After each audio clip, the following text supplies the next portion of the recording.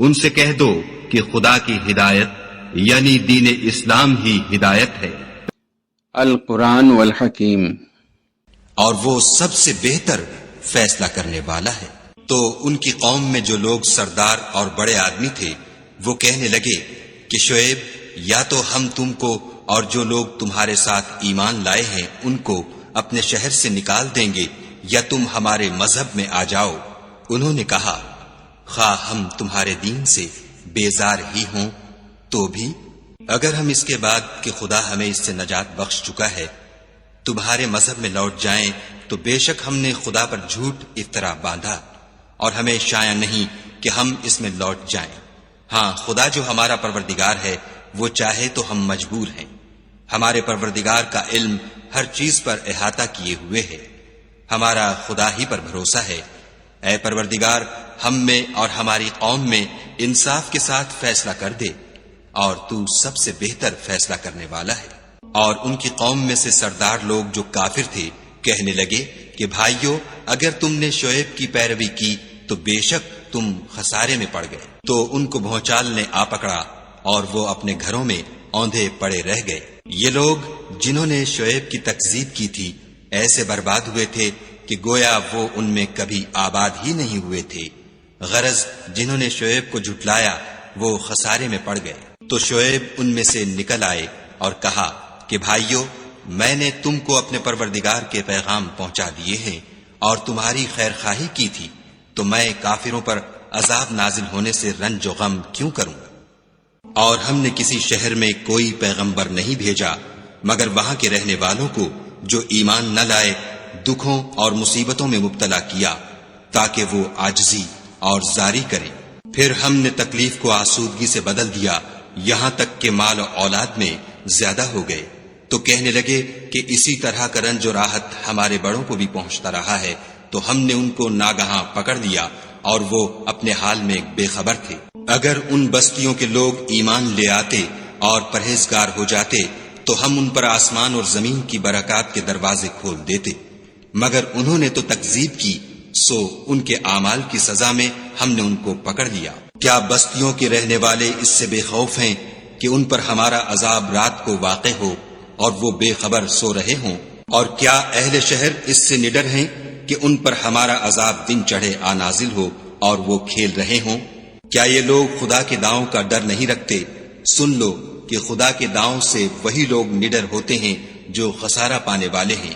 کیا ان لوگوں کو جو اہل زمین کے مر جانے کے بعد زمین کے مالک ہوتے ہیں یہ امر موجب ہدایت نہیں ہوا کہ اگر ہم چاہیں تو ان کے گناہوں کے سبب ان پر مصیبت ڈال دیں اور ان کے دلوں پر مہر لگا دیں کہ کچھ سن ہی نہ سکیں؟ یہ بستیاں ہیں جن کے کچھ حالات ہم تم کو سناتے ہیں، اور ان کے پاس ان کے پیغمبر نشانیاں لے کر آئے مگر وہ ایسے نہیں تھے کہ جس چیز کو پہلے جھٹلا چکے ہوں اسے مان لیں۔ اسی طرح خدا کافروں کے دلوں پر مہر لگا دیتا ہے۔ اور ہم نے ان میں سے اکثروں میں عہد کا نبھا نہیں دیکھا، اور ان میں اکثروں کو دیکھا تو بدکار ہی دیکھا۔ پھر ان پیغمبروں کے بعد ہم نے موسیٰ کو نشانیاں دے کر فرعون اور اس کے آیان سلطنت کے پاس بھیجا، تو انہوں نے ان کے ساتھ کفر کیا، سو دیکھ لو کہ خرابی کرنے والوں کا انجام کیا ہوا۔ اور موسیٰ نے کہا کہ اے فرعون، میں رب العالمین کا پیغمبر ہوں، مجھ پر واجب ہے کہ خدا کی طرف سے جو کچھ کہوں سچ ہی کہوں۔ میں تمہارے پاس تمہارے پروردگار کی طرف سے نشانی لے کر آیا ہوں، سو بنی اسرائیل کو میرے ساتھ جانے کی رخصت دے دیجئے۔ فرعون نے کہا اگر تم نشانی لے کر آئے ہو تو اگر سچے ہو تو لاؤ دکھاؤ۔ موسیٰ نے اپنی لاٹھی زمین پر ڈال دی تو وہ اسی وقت صریح اژدہا ہو گیا، اور اپنا ہاتھ باہر نکالا تو اسی دم دیکھنے والوں کی نگاہوں میں سفید براق تھا۔ تو قوم فرعون میں جو سردار تھے وہ کہنے لگے کہ یہ بڑا علامہ جادوگر ہے، اس کا ارادہ یہ ہے کہ تم کو تمہارے ملک سے نکال دے، بھلا تمہاری کیا صلاح ہے؟ انہوں نے فرعون سے کہا کہ فی الحال موسیٰ اور اس کے بھائی کے معاملے کو موقوف رکھیے اور شہروں میں نقیب روانہ کر دیجئے کہ تمام ماہر جادوگروں کو آپ کے پاس لے آئیں۔ چنانچہ ایسا ہی کیا گیا، اور جادوگر فرعون کے پاس آ پہنچے اور کہنے لگے کہ اگر ہم جیت گئے تو ہمیں صلہ عطا کیا جائے۔ فرعون نے کہا ہاں ضرور، اور اس کے علاوہ تم مقربوں میں داخل کر لیے جاؤ گے۔ جب فریقین روز مقررہ پر جمع ہوئے تو جادوگروں نے کہا کہ موسیٰ یا تو تم جادو کی چیز ڈالو یا ہم ڈالتے ہیں۔ موسیٰ نے کہا تم ہی ڈالو۔ جب انہوں نے جادو کی چیزیں ڈالی تو لوگوں کی آنکھوں پر جادو کر دیا، یعنی نظر بندی کر دی، اور لاٹھیوں اور رسیوں کے سانپ بنا بنا کر انہیں ڈرا ڈرا دیا اور بہت بڑا جادو دکھایا۔ اور اس وقت ہم نے موسیٰ کی طرف وحی بھیجی کہ تم بھی اپنی لاٹھی ڈال دو۔ وہ فوراً سانپ بن کر جادوگروں کے بنائے ہوئے سانپوں کو ایک ایک کر کے نگل جائے گی۔ پھر تو حق ثابت ہو گیا اور جو کچھ فرعونی کرتے تھے باطل ہو گیا، اور وہ مغلوب ہو گئے اور ذلیل ہو کر رہ گئے۔ اور یہ کیفیت دیکھ کر جادوگر سجدے میں گر پڑے اور کہنے لگے کہ ہم جہان کے پروردگار پر ایمان لائے، یعنی موسیٰ اور ہارون کے پروردگار پر۔ فرعون نے کہا کہ پیشتر اس کے کہ میں تمہیں اجازت دوں تم اس پر ایمان لے آئے، بے شک یہ فریب ہے جو تم نے مل کر شہر میں کیا ہے تاکہ اہل شہر کو یہاں سے نکال دو، سو ان قریب اس کا نتیجہ معلوم کر لوگے۔ میں پہلے تو تمہارے ایک طرف کے ہاتھ اور دوسری طرف کے پاؤں کاٹ دوں گا، پھر تم سب کو سولی چڑھا دوں گا۔ وہ بولے کہ ہم تو اپنے پروردگار کی طرف لوٹ کر جانے والے ہیں، اور اس کے سوا تجھ کو ہماری کون سی بات بری لگی ہے کہ جب ہمارے پروردگار کی نشانیاں ہمارے پاس آ گئیں تو ہم ان پر ایمان لے آئے۔ اے پروردگار ہم پر صبر و استقامت کے دہانے کھول دے اور ہمیں ماریو تو مسلمان ہی ماریو۔ اور قوم فرعون میں جو سردار تھے کہنے لگے کہ کیا آپ موسیٰ اور اس کی قوم کو چھوڑ دیجئے گا کہ ملک میں خرابی کریں اور آپ سے اور آپ کے معبودوں سے دستکش ہو جائیں۔ وہ بولے کہ ہم ان کے لڑکوں کو تو قتل کر ڈالیں گے اور لڑکیوں کو زندہ رہنے دیں گے، اور بے شبہ ہم ان پر غالب ہیں۔ موسیٰ نے اپنی قوم سے کہا کہ خدا سے مدد مانگو اور ثابت قدم رہو۔ زمین تو خدا کی ہے، وہ اپنے بندوں میں سے جسے چاہتا ہے اس کا مالک بناتا ہے، اور آخر بھلا تو ڈرنے والوں کا ہے۔ وہ بولے کہ تمہارے آنے سے پہلے بھی ہم کو اذیتیں پہنچتی رہیں اور آنے کے بعد بھی۔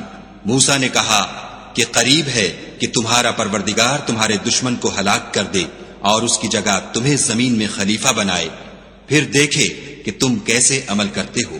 اور ہم نے فرعونیوں کو قحطوں اور میووں کے نقصان میں پکڑا تاکہ نصیحت حاصل کریں، تو جب ان کو آسائش حاصل ہوتی تو کہتے کہ ہم اس کے مستحق ہیں، اور اگر سختی پہنچتی تو موسیٰ اور ان کے رفیقوں کی بدشگونی بتاتے۔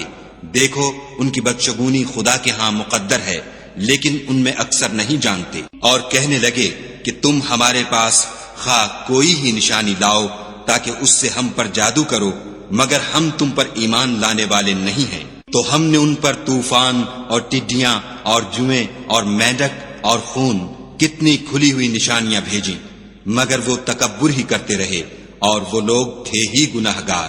اور جب ان پر عذاب واقع ہوتا تو کہتے کہ موسیٰ ہمارے لیے اپنے پروردگار سے دعا کرو جیسا اس نے تم سے عہد کر رکھا ہے، اگر تم ہم سے عذاب کو ٹال دو گے تو ہم تم پر ایمان بھی لے آئیں گے اور بنی اسرائیل کو بھی تمہارے ساتھ جانے کی اجازت دیں گے۔ پھر جب ہم ایک مدت کے لیے جس تک ان کو پہنچنا تھا ان سے عذاب دور کر دیتے تو وہ عہد کو توڑ ڈالتے، تو ہم نے ان سے بدلہ لے کر ہی چھوڑا کہ ان کو دریا میں ڈبو دیا، اس لیے کہ وہ ہماری آیتوں کو جھٹلاتے اور ان سے بے پرواہی کرتے تھے۔ اور جو لوگ کمزور سمجھے جاتے تھے ان کو زمین شام کے مشرق و مغرب کا جس میں ہم نے برکت دی تھی وارث کر دیا۔ اور بنی اسرائیل کے بارے میں ان کے صبر کی وجہ سے تمہارے پروردگار کا وعدہ نیک پورا ہوا۔ اور فرعون اور قوم فرعون جو محل بناتے اور انگور کے باغ جو چھتریوں پر چڑھاتے تھے سب کو ہم نے تباہ کیا۔ قال الملأ الذين استكبروا من قومه لنخرجنك يا شعيب والذين آمنوا معك من قريتنا أو لتعودن في ملتنا قال أولو كنا كارهين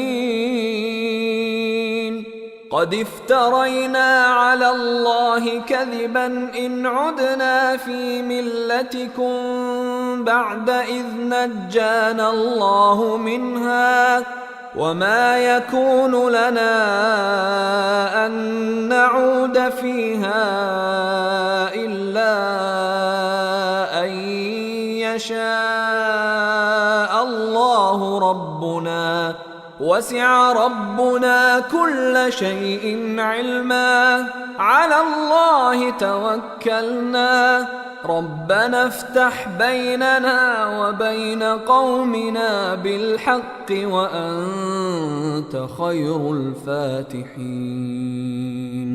وقال الملأ الذين كفروا من قومه لئن اتبعتم شعيبا إنكم إذا لخاسرون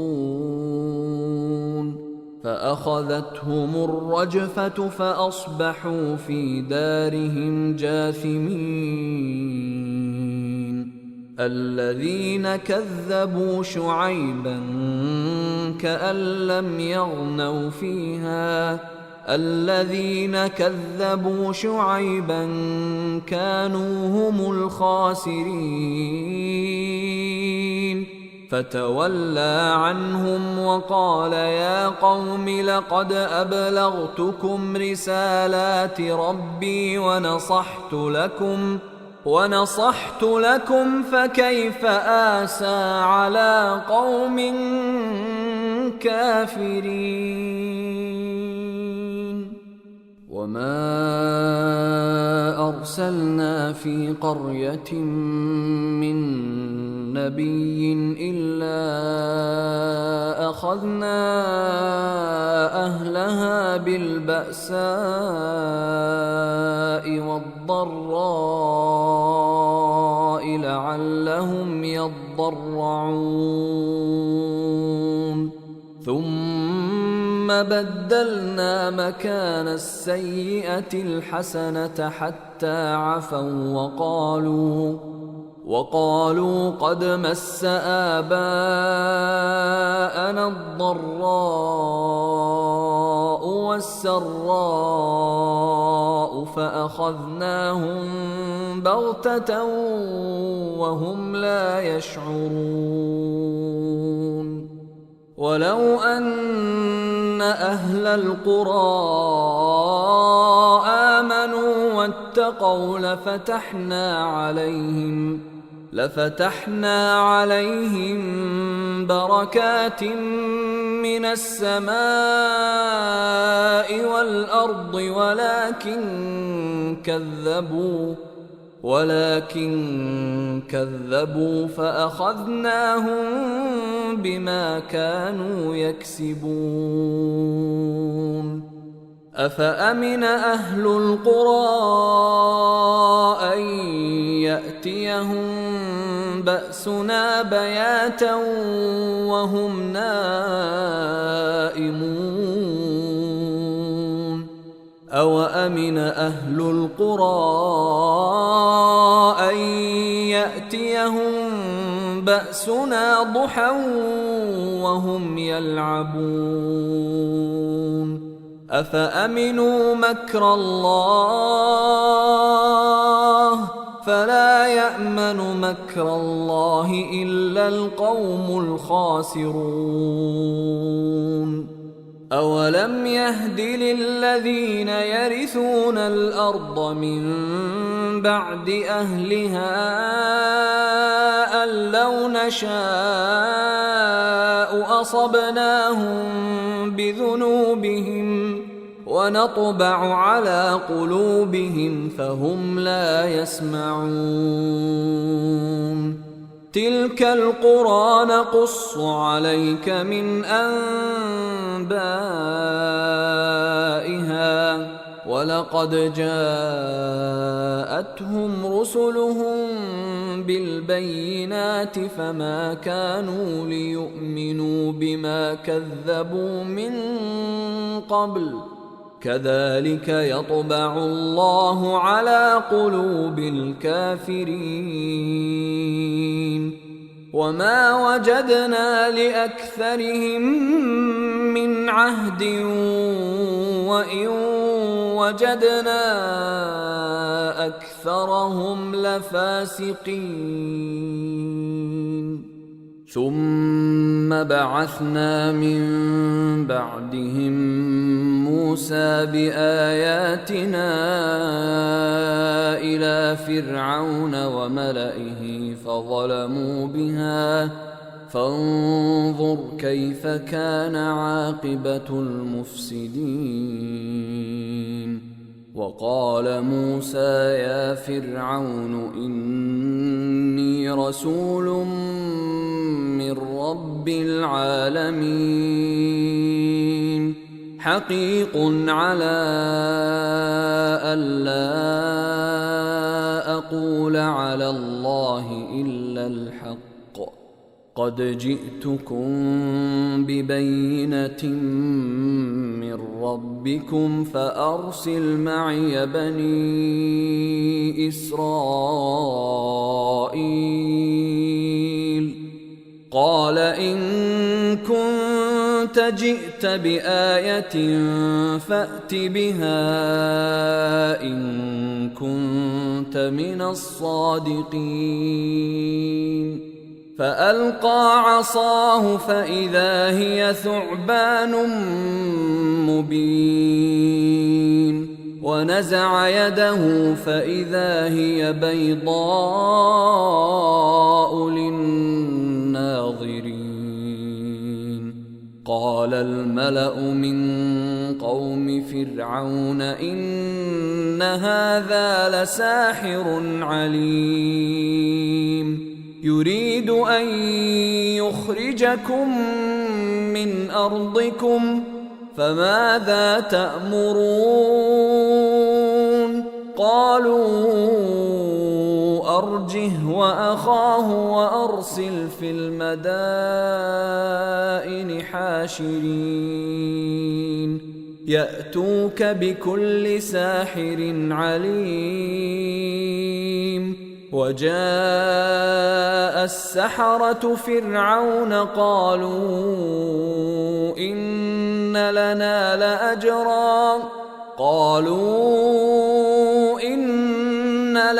لأجرا إن كنا نحن الغالبين. قال نعم وإنكم لمن المقربين. قالوا يا موسى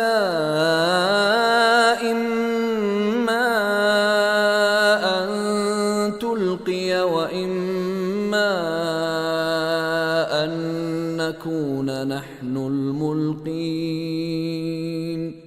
قال ألقوا. فلما ألقوا سحروا أعين الناس واسترهبوهم وجاءوا بسحر عظيم. وأوحينا إلى موسى أن ألق عصاك فإذا هي تلقف ما يأفكون. فوقع الحق وبطل ما كانوا يعملون. فغلبوا هنالك وانقلبوا صاغرين.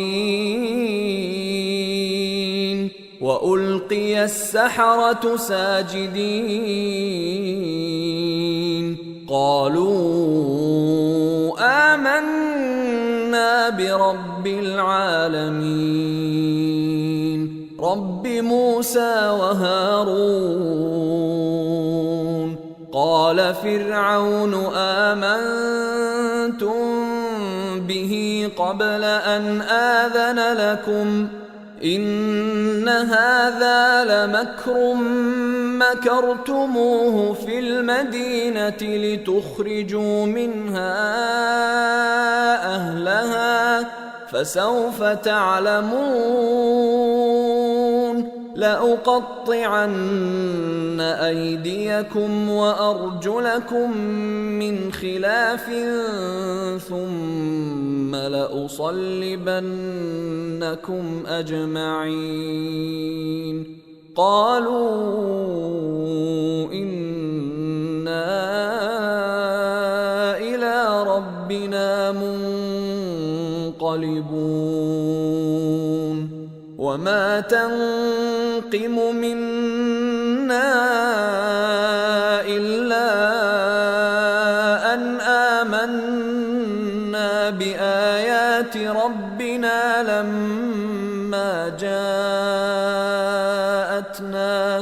ربنا أفرغ علينا صبرا وتوفنا مسلمين. وقال الملأ من قوم فرعون أتذر موسى وقومه ليفسدوا في الأرض ويذرك وآلهتك قال سنقتل أبناءهم ونستحيي نساءهم وإنا فوقهم قاهرون. قال موسى لقومه استعينوا بالله واصبروا إن الأرض لله يورثها من يشاء من عباده والعاقبة للمتقين. قالوا أوذينا من قبل أن تأتينا ومن بعد ما جئتنا قال عسى ربكم أن يهلك عدوكم ويستخلفكم في الأرض فينظر كيف تعملون. ولقد أخذنا آل فرعون بالسنين ونقص من الثمرات لعلهم يذكرون. فإذا جاءتهم الحسنة قالوا لنا هذه وإن تصبهم سيئة يطيروا بموسى ومن معه ألا إنما طائرهم عند الله ولكن أكثرهم لا يعلمون. وقالوا مهما تأتنا به من آية لتسحرنا بها فما نحن لك بمؤمنين. فأرسلنا عليهم الطوفان والجراد والقمل والضفادع والدم آيات مفصلات فاستكبروا وكانوا قوما مجرمين. ولما وقع عليهم الرجز قالوا يا موسى ادع لنا ربك بما عهد عندك لئن كشفت عنا الرجز لنؤمنن لك ولنرسلن معك بني إسرائيل. فلما كشفنا عنهم الرجز إلى أجل هم بالغوه إذا هم ينكثون فانتقمنا منهم فأغرقناهم في اليم